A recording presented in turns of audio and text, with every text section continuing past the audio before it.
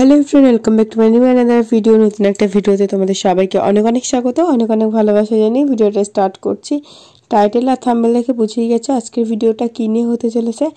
আমরা যাচ্ছি পুরীতে, তার জন্য দেখো একদম রেডি শেডি হয়ে ভিডিওটা স্টার্ট করলাম। তো আমাদের এখানে বেশ ঠান্ডায় রয়েছে, তাই সোয়েটার স্টল সব কিছুই নিয়ে নিয়েছি আর রেডিও হয়ে গেছি, একদম হালকা পাতলা মেকআপ করেছি।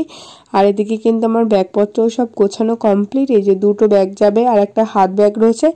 এই ব্যাগটার মধ্যে খাবার দাবার আর জলের বোতল এগুলো নেওয়া হয়েছে। আর এই দুটো ব্যাগের মধ্যে তো জামা কাপড় জিনিসপত্র রয়েছে। আর এই সাইড ব্যাগটা নেব, এটা হচ্ছে আমার পার্স, মানে টাকা পয়সা নেওয়ার জন্য। আর এটা হচ্ছে একটা সাইড ব্যাগ। তো এতগুলো নিয়ে নিয়েছি। তারপরে টোটো আমাদের আগে থেকেই বলা ছিল, তো টোটো চলে এসেছে ফাইনালি বাড়ির সামনে। এখন টোটোতে উঠে পড়েছি, এবার যাচ্ছি হাবড়া স্টেশনে। আমাদের ট্রেন হচ্ছে কালকে সকাল 6টার সময়, কিন্তু আমরা আজকে গিয়ে রাতে থাকবো। কোথায় থাকছি, কি করছি সবটাই তোমাদের এই ভিডিওতে ডিটেলসে শেয়ার করব।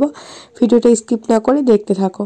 তো দেখো, তারপরে মাকেও ওখান থেকে পিক করে নিয়েছি। আমি, জুডো আর মা এখন এই যে স্টেশনে চলে এসেছি। মা জুডো এখানে দাঁড়াবে, ততক্ষণ আমি টিকিটটা কেটে আর রাতের খাবারটাও এখান থেকে নিয়ে নেব। তো খাবার দাবার নিয়ে টিকিট কেটে চলে এসেছি। এর মধ্যে জুডোর পাপাও চলে এসেছে। জুডোর পাপা অফিস থেকে ডাইরেক্ট এখানেই চলে এসেছে, তার জন্য ওকে আগে দেখাতে পারিনি। তো এই যে আসলেইনি, স্টেশনে এসে একসাথে দেখা হয়েছে।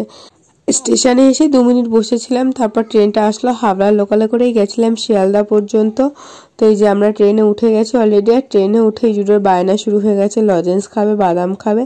তো সেগুলো খাওয়া দাওয়া করছিল। এই যে এখনই ট্রেনটা ছাড়বে, এই যে হাবড়াতে আমরা দাঁড়িয়ে রয়েছি। তো চলো দুর্গা দুর্গা বলে বেরিয়ে পড়া যাক। এই যে হাবড়া স্টেশন থেকে ট্রেনটাও ছেড়ে দিল। আর আজকে রাতে গিয়ে আমরা থাকবো রেলওয়ের যে রিটার্নিং রুম রয়েছে ওখানটায়। ওটা আমাদের আগে থেকেই বুক করতে হয়েছিল, অনলাইনেই বুক করতে হয়েছিল। আর যদি কেউ অনলাইনে বুক না করে ডাইরেক্ট যেতে চাও, তাহলে 8টার আগে রিটার্নিং যে রুম রয়েছে হাওড়ার, ওখানে গিয়ে তারপরে টিকিট দেখিয়ে, কনফার্ম টিকিট দেখিয়ে তবে বুক করা যায়। আর একটা টিকিট দিয়ে একটাই রুম বুক করা হয়, তার বেশি কিন্তু রুম বুক করা যায় না। তো আমরা ফাইনালি চলে এসেছি শিয়ালদা স্টেশনের বাইরে, কারণ প্ল্যাটফর্মের ভেতরে তো ভিডিও করতে দেয় না। তো বাইরে থেকেই তোমাদের একটুখানি ভিডিও করে দেখালাম। এ দেখো শিয়ালদা স্টেশনের বাইরে এটা, এখানে অনেক গাড়ি, মানে ট্যাক্সি, বাস, তারপরে অনেক রকমের প্রাইভেট গাড়ি তোমরা পেয়ে যাবে। আমরা এখান থেকে ট্যাক্সি রিজার্ভ করে নিয়েছিলাম হাওড়া পর্যন্ত। ট্যাক্সি ছাড়াও বাস এখানে অ্যাভেলেবেল থাকে। বাসে যেতে হলে একটুখানি বেশি হাঁটতে হয়, আর অনেকটা কম পয়সাতেই চলে যেতে পারবে। আমাদের ট্যাক্সি 350-400 টাকা চাইছিল, আমরা বার্গেনিং করে 250 টাকা করে নিয়েছিলাম। তো এই যে দেখো শিয়ালদা স্টেশনের বাড়িটা কি দারুণ লাগছে লাইটিংগুলো। তো তারপর আমরা ফাইনালি ট্যাক্সিতে উঠেও পড়েছিলাম, আর জুডোর পাপা আমাকে একটু বাইরে থেকে ভিডিও করে দিচ্ছিল। তো চলো এখনই চলে যাবো হাওড়ায়। ট্রেন ধরার অতটা তাড়া নেই। তো ড্রাইভার বললো আর যদি একটা প্যাসেঞ্জার পায় তার জন্য একটু ওয়েট করতে। তো ওয়েট করছিলাম। ফাইনালি আমরা 3জনেই চলে গেছিলাম হাওড়া স্টেশনের উদ্দেশ্যে। তো উনি আর প্যাসেঞ্জার পায়নি, তার জন্য আমাদের 3জনকেই নিয়ে যেতে হয়েছিল। আর এখন দেখো আমরা সামনের দিকে যাচ্ছি। আর এখানে প্রচুর ট্যাক্সি, আরও অনেক রকমের গাড়ি তোমরা পেয়ে যাবে। তো সেইভাবে বুক করে নিতে পারো। আর একটু বার্গেনিং করতে হবে সব কিছুতেই, তাহলে একটু কম হবে। আর ফিক্সড প্রাইসে যদি তোমরা চলে যাও তাহলে কিন্তু তোমাদের সেটা লস। তো চলো, শিয়ালদা স্টেশনটা কিন্তু অনেক বড়। ওই পাশ থেকে ঘুরে দেখো এই পাশে চলে এসেছি। পুরো স্টেশনটা এখন দেখা যাচ্ছে বাইরে থেকে। পুরো লাইটগুলো দারুণ লাগছে দেখতে, এক এক টাইমে এক এক রকমের কালার চেঞ্জ হচ্ছে। আর এখানে লেখা রয়েছে শিয়ালদাও, দেখতেই পারছো। তো এখানে সিগন্যালে একটুখানি দাঁড়িয়েছিলাম, তাই তোমাদের সাথে শেয়ার করলাম। আর দেখো না, এখন আমরা হাওড়া ব্রিজের নিচ থেকে যাচ্ছি হাওড়ার দিকে। তো চলো ওখানে যাই, তারপর তোমাদের আর বাদ বাকি যতটুকু শেয়ার করতে পারি ততটুকু শেয়ার করব। আর আমার গলার অবস্থা প্রচণ্ড খারাপ হয়ে রয়েছে, কারণ ঠান্ডা লেগে গেছে আসার পরে। তো কয়েকদিন ভিডিও দিতে পারিনি ঠিকঠাকভাবে।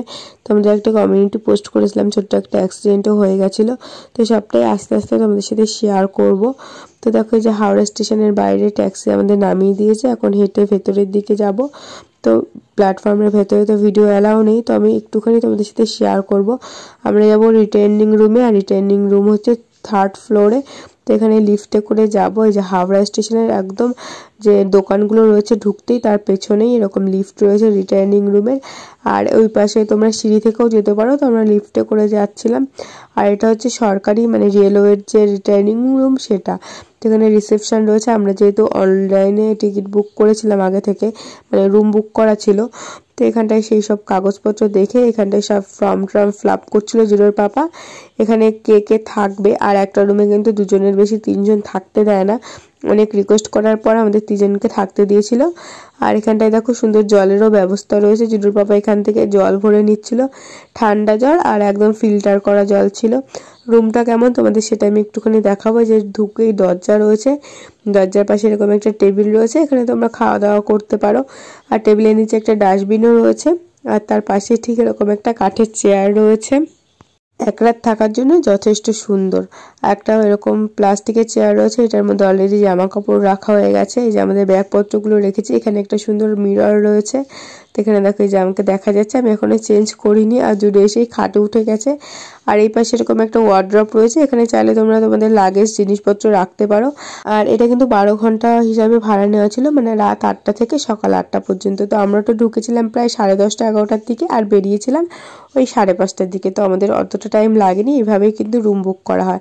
এখানে আর একটা টেবিল রয়েছে, সেই টেবিলের ওপরও আমরা জিনিসপত্র রেখেছি। আর এরকম দুটো বেড রয়েছে, তো দেখতেই পাচ্ছ জুডো অলরেডি বেডে উঠে গেছে। তো দুটো বেড একসাথে করে নিয়ে আমরা পরে দেখাচ্ছি কিভাবে শুয়েছিলাম রাতে।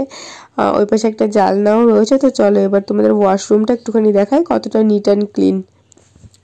তো ওয়াশরুমে যেরকম একটা দরজা রয়েছে, নখটা মোটামুটি একটুখানি নড়বড়ে হলো, বেশ ভালো। এরকম একটা র্যাক রয়েছে যেখানে তোমরা টাওয়াল ড্রেসপত্র রাখতে পারবে। সুন্দর একটা মিরর রয়েছে, আর তার নিচে বেসিন রয়েছে, সাবান রাখার জন্য জায়গা রয়েছে। স্নান করতে চাইলে দেখো গরম জলের ব্যবস্থাও রয়েছে, গিজার রয়েছে, শাওয়ার রয়েছে, এমনি ট্যাবও রয়েছে। এখানে একটা বালতি আর মগও দেওয়া রয়েছে, কোনো রকমের কোনো অসুবিধা হবে না। আর এই পাশে কোমোড রয়েছে। আর বাথরুমটা মোটামুটি অনেকটাই পরিষ্কার, নিট অ্যান্ড ক্লিন, যতটা হওয়ার দরকার এনাফ।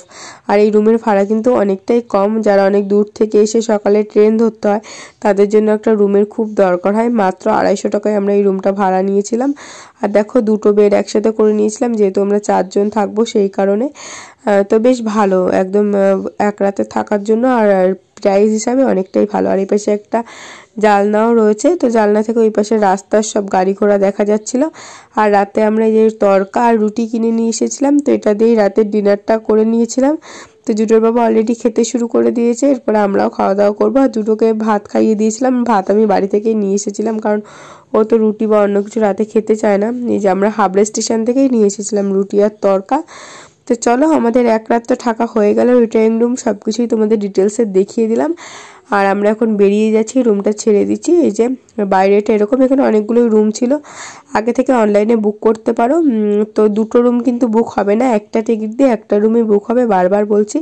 আর অফলাইনে যদি কেউ রুম নিতে চাও, যদি অ্যাভেলেবেল থাকে, তাও 8টার মধ্যে এসে রুম বুক করতে হবে। আমাদের রুম নাম্বার ছিল R4। ফাইনালি আমরা রুমটা ছেড়ে দিচ্ছি, জুডোর বাবার রুমটা রক করছে। তো আজকের ভিডিওটা আই হোপ তোমাদের ভালো লেগেছে। দেখা হচ্ছে নতুন কোনো ভিডিওর সাথে। সবাই ভালো থেকো, সুস্থ থেকো, সাবধানে থেকো। আজকের মতন বাই বাই।